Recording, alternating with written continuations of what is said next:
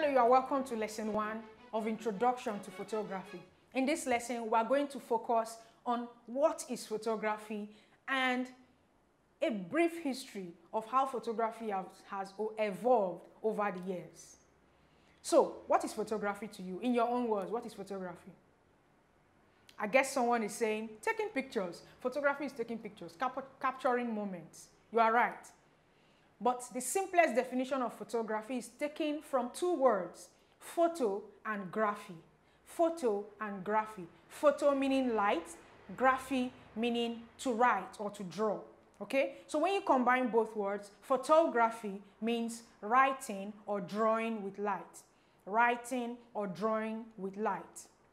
Okay? So you can see from the definition of photography that light is an essential part of the art of photography. If you want to understand photography, if you want to take breathtaking images, you need to pay attention to light. Now let's go into the brief history of photography from the 1800s.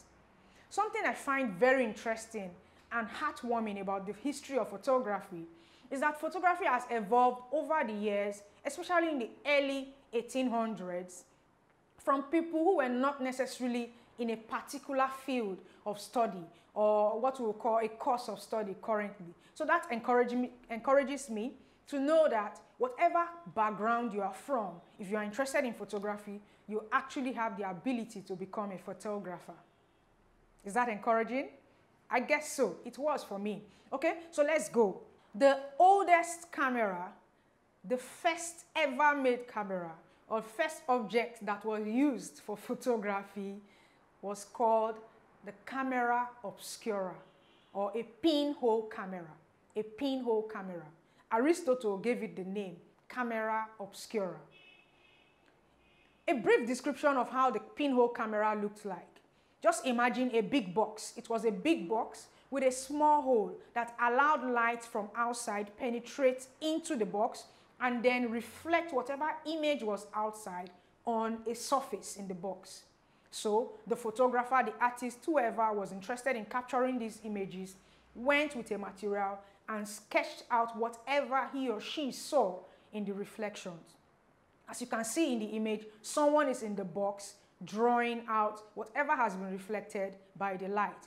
So in simple terms, photography is writing with light. And the first camera ever produced was the pinhole camera in its simplest form. The pinhole camera. Some years later, Louis Daguerre developed the daguerreotype. The daguerreotype was a smaller version of the pinhole camera which could now be moved from one place to another. You didn't need to be inside a box anymore to draw. Louis Daguerre was able to develop a mechanism with a glass, which is now the first lens, that was able to capture the light and the image and then print it on a plate, a silver plate. This silver plate was then taken for development or taken to the lab to be developed into what will now become an image. The daguerreotype was used for over 20 years. Moving on, in 1888, George Eastman, the founder of Kodak, developed the first Kodak camera. With this, people were now able to carry cameras.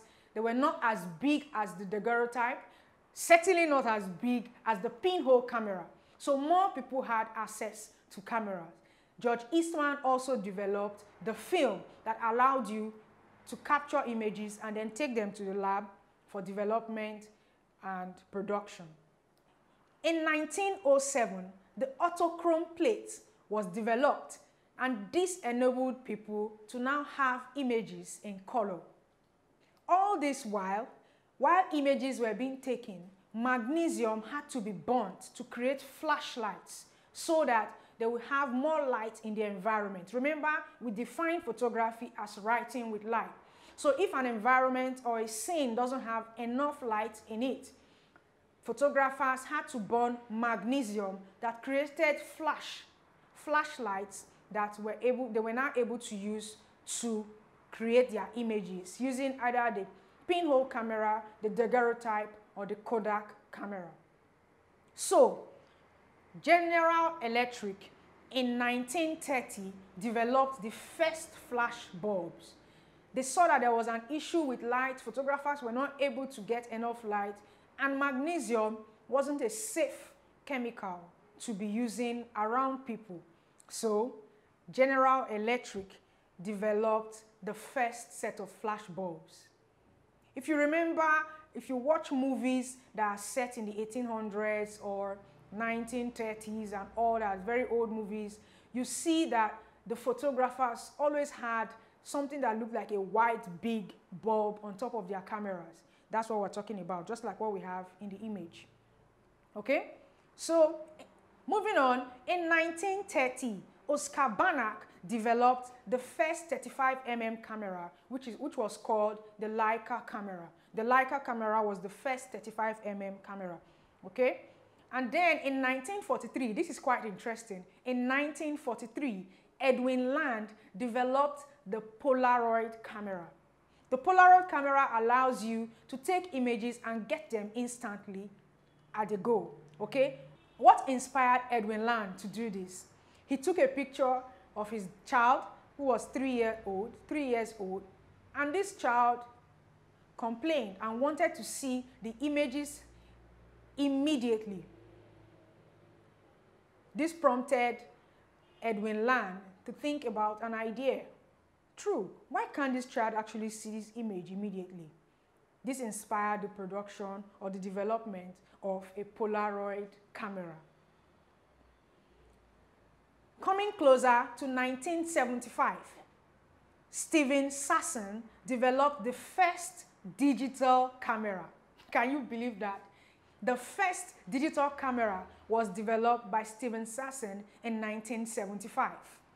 It was quite big, and it used cassette tapes as its recording device, as against the film or any kind of gelatin plates. Okay? So this was a huge development, and each image could be taken in 23 seconds.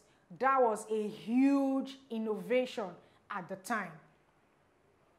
Something interesting about this also is that at the time, Steven Sasson was working with Kodak. Kodak, you remember Kodak? Yes, the people who first developed the film.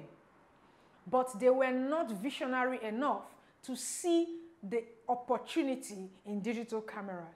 Kodak still felt they were making a lot of money from selling films, so no photographer would be interested in digital cameras, this bulky, big thing, almost as big as a photocopying machine. But that was short-sighted of them. In 1981, the Mavic camera, the first camera by Sony, was developed. It was the first camera that did not use a film. It was the first camera that did not use film. It was filmless. It was a filmless camera, and this was developed in 1981. The recording device that were used in capturing the images and saving the images was a floppy disk. Yes, a floppy disk. For those of you who can remember, a floppy disk was this big white thing you could slot into your desktop and you could see whatever you have saved. I could say the bigger version of what you call an SD card today, okay? So the first filmless camera used a floppy disk as a saving device. Moving on to current times. Today we all know that there are a lot of cameras. We have the point and shoot camera, we have the DSLR camera, we have the mirrorless cameras. A lot of cameras are now in vogue and now available for you to use. We even have our smartphones that can take beautiful images. Whether you're using a phone or a point and shoot camera or a DSLR camera, whatever device you're using to capture images, you must understand the principles, the basic principles of photography to actually create images that are breathtaking and interesting to an audience. In our next class, we'll look at the definition of some terms that we use in photography so that you will get used to them, and while we go deeper into the class, you will not be confused. Thank you.